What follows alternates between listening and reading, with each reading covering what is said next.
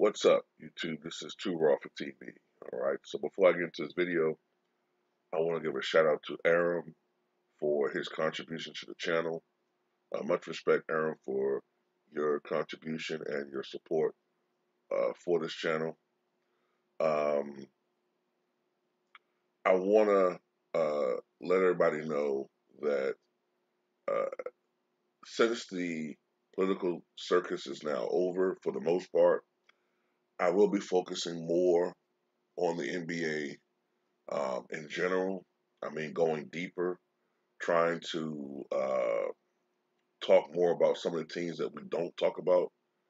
Um, and I want to be trying to become more well rounded. By that, I want to talk about other sports, baseball, um, most likely from a historical context. You see me doing that more lately. I'm going to be following boxing more. I want to do some historical boxing stuff. Um, with the NFL, I really don't fuck with them, but what I might be willing to do is two things. I might focus on some of the black quarterbacks today, and I might talk about the NFL from a historical context. And I will keep shitting on Tom Brady. Okay, I might do that, but just constantly following these teams, I don't know about that. But yeah, I just want to tell you guys that. But this video, I want to focus on something that LeBron James said that I disagree with. Okay, not this James, but it's just something I disagree with. And one of my subscribers let me know about this. So LeBron James recently said, I believe he said on Instagram, that his last two championships, the 2016 Cavaliers one and this one, were the two hardest in NBA history. This is what he said. He said, the one thing that I know for sure is that I've been a part of two teams that have won the two hardest championships in NBA league history. And he went on to say, 2016 Cavs coming back from 3-1 versus a 73-9 team, being down 3-1 versus one of the best teams that's ever been assembled, and then what we went through in the bubble. If you were not in the bubble, you don't quite understand it. You will never ever understand how hard it was to win that championship, to be able to motivate yourself. This is literally out of your whole comfort zone. Now, I have a lot of respect for LeBron James. I think he's a top five all-time player at this point. I do think that he's, even though a lot of people don't want to hear me say this, you have to be realistic and say that despite all of the, chicanery and all of the, things that he's been accused of, uh, when everything's said and done, you have to admit that he's somewhere in that GOAT conversation when everything's said and done. If you're kind of saying no, I mean, everybody's entitled to their opinion, but I think you're kind of being a little unrealistic.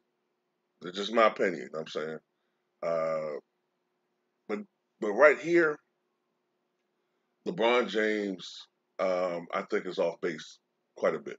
Okay, I don't believe those two titles were the two hardest runs. First of all, you got to look at the entire playoff run, not just the NBA Finals. Okay, now let's just talk about the 2016 Cavaliers. Okay, I'm just going to focus on that too. In the first round, they played a Detroit Pistons team that went 44 and 38. Did anybody in their right mind who watched that series thought that the Cavaliers were in any danger of losing that series? No. In the next round, they played a Hawks team that went 48 and 34. Now, this is a Hawks team that the year before won 60 games. Okay? But everybody in their right mind knew that 60 wins was a mirage. And rightfully so. I think they lost something like 4-1 or 4-0 in the what was it, second round of playoffs, because you just knew that it was a mirage. Now mind you, this team won 48 games. Did anybody really think that the Cavaliers were going to lose that series? No. Next round, they played the Raptors, who went 56-26. But as history has shown, LeBron James has owned those Raptors teams. This is the Kyle Lowry, DeMar DeRozan era. He absolutely owned that team. And if I'm not mistaken, a lot of those victories were absolute blowouts. I remember having some captivating titles like the Cavaliers ass raped the Raptors by 25 or something like that. Back when you could put titles like that on YouTube and still be compensated. I remember that series. It was not competitive at all. And then let's even talk about this 73-9 Warriors team for a second, okay? Now, what they did was historic. It needs to be applauded. But you know what? They didn't win a title, okay? They didn't win a championship, just like the 68-14 Boston Celtics didn't win a championship. I've caught some NBA historians making this faux pas right here. I've heard a lot of people say, that Boston Celtic team, man, the '86 Celtics are the best Celtic team in NBA history. They got the franchise record with 67 wins. I mean, just the best team. And I said, whoa, that's not the franchise record. Franchise record is the 73 Celtics. They won 68 games. They had Coach of the Year and Tom Heinsohn, recently departed. They had the MVP and Dave Cowens. They had a prime John Havlicek on that team.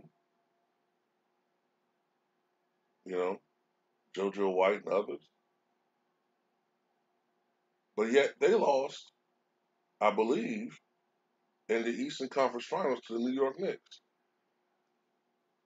that year, who went on to win the championship against the Lakers. Who, by the way, you can make an argument had a tougher road to the finals than LeBron's teams. They beat a 68 win team in the Eastern Conference, then they beat the reigning champions in the finals, who I believe were favored in 1973 over the Knicks. So you can make a case that's a more difficult road. Um, but okay, the Warriors won 73 games. But let's kind of look at that series, okay? Number one, 4 years ago, there was less parity in the NBA. There were a spoonful of good teams. Remember how a lot of us, before the season even started, would be like, why are they even playing the season? There's only two teams that are going to come out of each conference. It's going to be the Warriors and the Cavaliers, okay?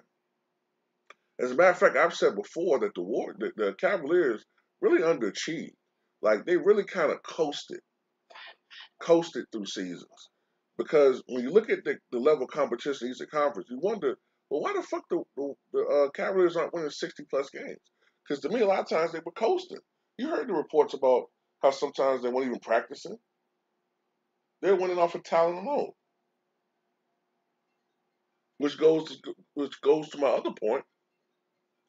Let's not act like the Cavaliers didn't have talent themselves.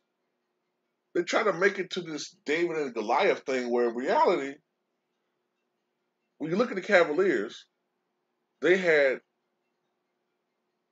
the best one-on-one player in Kyrie Irving, the best player on the planet in LeBron James, and statistically at least, a walking double-double in Kevin Love. Now, with Kevin Love being pushed out to the three-point line and being more of just a stretch four or whatever, yeah, he struggled a little bit. But still, Kevin Love was giving him 17 and 10, 17 and 11.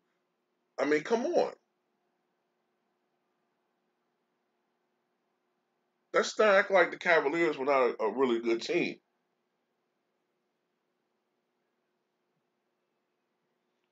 And if the Warriors were so great, right? Why did they have to go out and recruit Kevin Durant? If they were such an unbeatable team, why did they have to go out and recruit Durant after that series?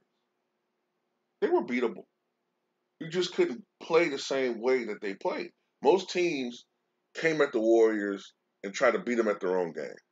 The Cavaliers beat them with old school basketball, slowing the game down, making it a half court affair, taking it to the. But you know what? They really won that series for them. You know what really won that series for them? Two things. As much as I get on Draymond Green, that Game 5 suspension did play a part in that. He was a huge cog for them.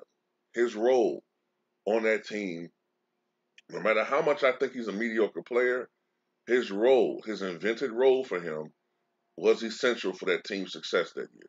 He wasn't there that game. And this is when Draymond Green was arguably playing the best basketball of his career. Remember in Game 7, he dropped 35 points. As a matter of fact, you can make the argument that ever since that title loss, he's been a slow decline for Draymond Green.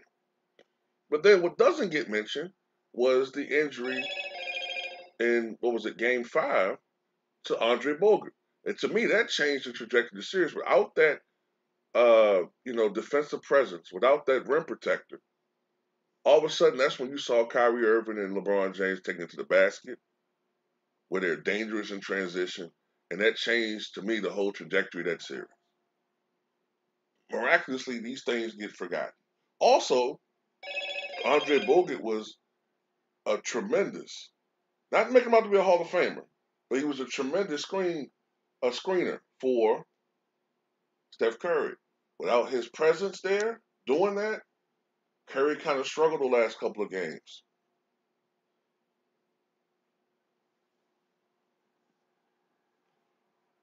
Now, this particular year, it was a struggle for all of us dealing with the pandemic. And I'm pretty sure it was frustrating to have to be confined to one area like that. But all of us had to deal with that shit for a while, didn't we? We all had to deal with being, confined to one area and not being able to do the things we normally do. So cry me a river with that one, okay? We all have been in our own collective bubbles this year. But this is my thing. At what point in the playoffs, let's be honest now, at one point in the playoffs did you ever look at a series and say to yourself, man, I don't know if Lakers can win this series?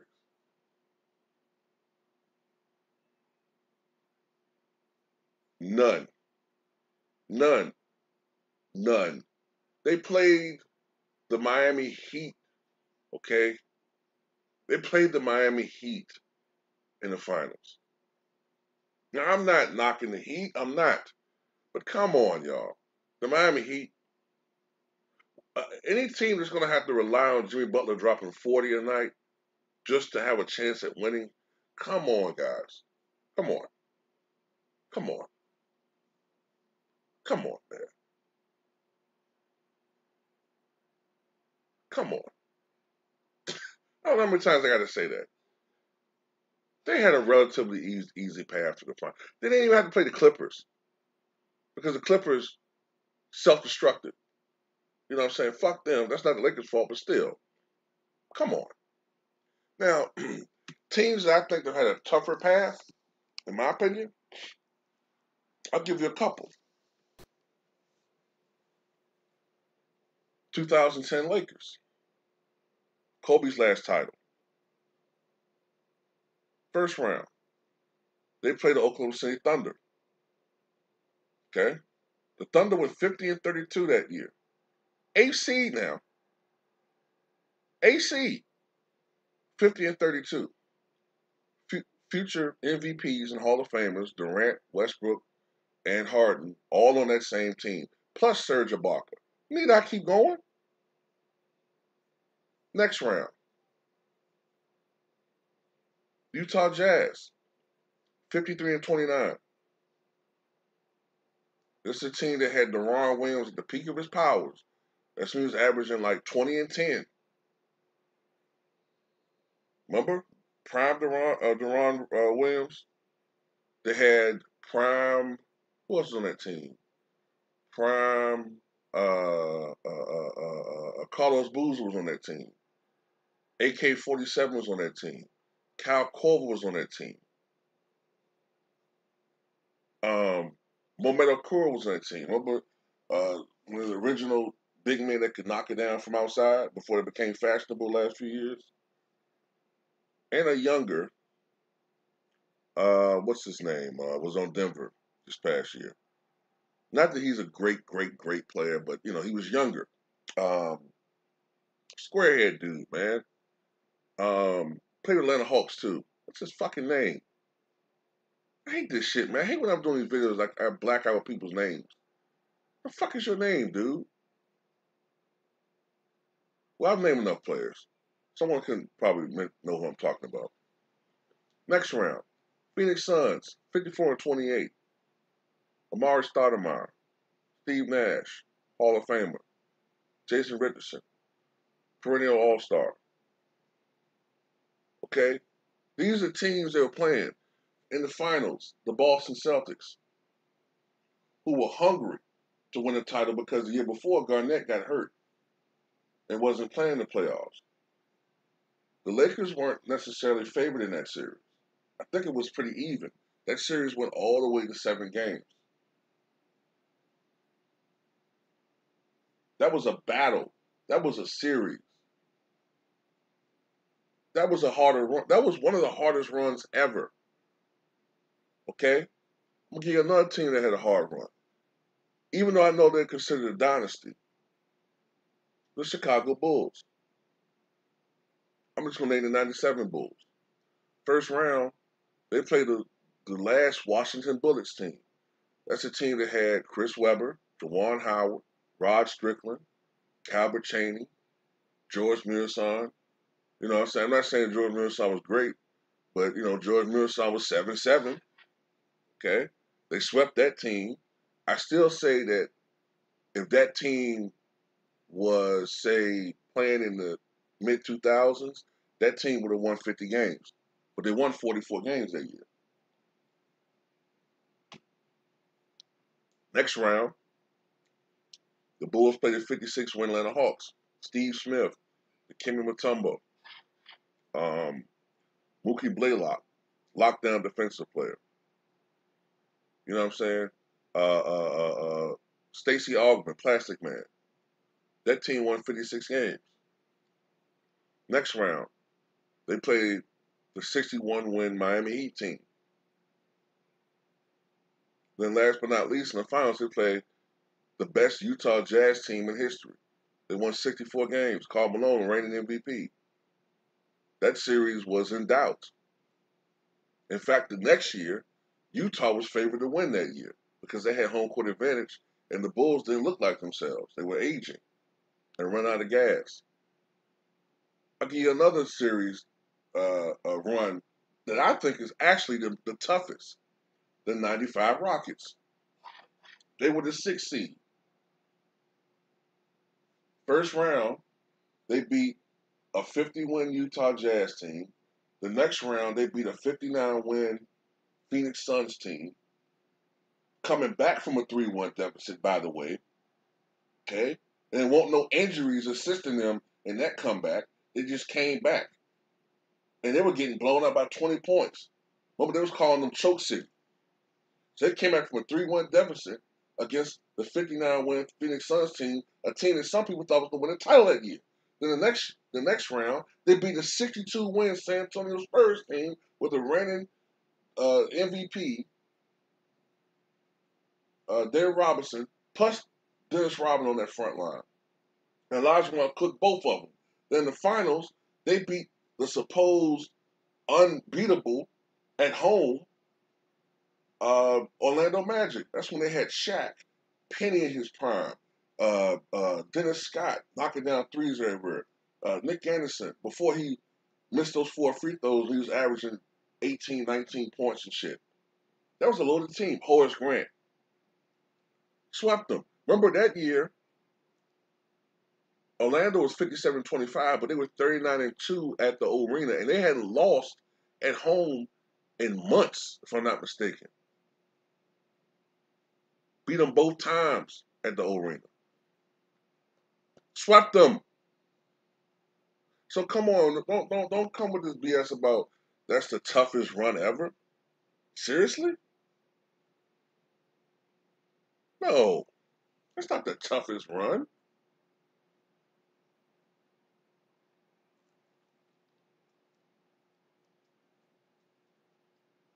I'm willing to say, I'm willing to say,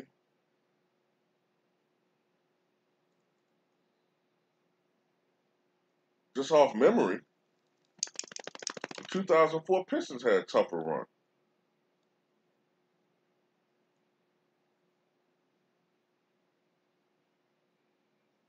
Let me see.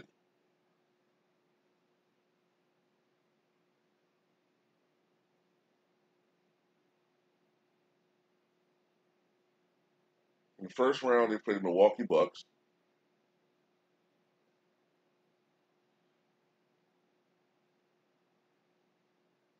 The next round, they played the New Jersey Nets. That was that Jason Kidd team that went to the finals 2 years in a row. In the Eastern Conference Finals, they played the Indiana Pacers. That was a really good team, that Pacers team. And then they beat the heavily favored Lakers in five. I would say that's a tougher run because in none of those series, except for maybe the first one, was Detroit the heavy favorite. They were the supreme underdogs in the finals. Everybody thought the Lakers were going to win that series. Everybody. I don't know one person going into that series and said, man, I don't know, man. I think Detroit got a shot. Everybody, including my black ass, thought Lakers were going to win that series at least in six. At least in six. That's a tougher run. The Pacers. That's a when they play the Pacers, that's an even series. To me, a tough run is when you're doing the improbable. Okay, to me, the '95 Rockets had the most improbable run. They were the sixth seed and won a championship.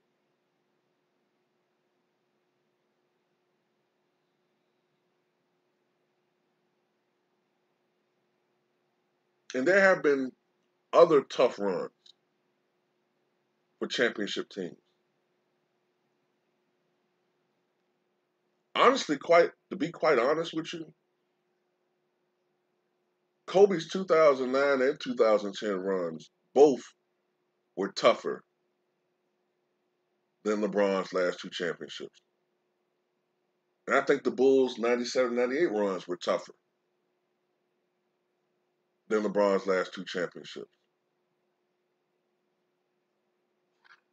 Level of competition, expectations, all of that. You know what I'm saying? You can't say that injuries helped Kobe in those titles or injuries helped Mike in those last two titles. You could make that argument in '91. Oh yeah, you can make that argument in '91. Bird's injuries, Pistons injuries helped them. I get you. I hear that. I got you. But '98 Bulls, you can't make that argument. They were old, man. People want to talk about the Pistons were old. Jordan was 35. Pippen was 33 and broken down. Harper was 34. Robin was 37. That's an ancient team. What they did is one of the greatest accomplishments in NBA history, in my opinion. They didn't just waltz through the finals, walk through the playoffs like that. They beat New Jersey in the first round, which, you know, that's not a juggernaut team, but they weren't a bad team. You know what I'm saying? They like an up and coming team. They had Sam Cassell, Kerry Kittles, injuries derailed his career. Um, Jason Williams, who had an unfortunate incident that led to his incarceration. Keith Van Horn, who, it was decent.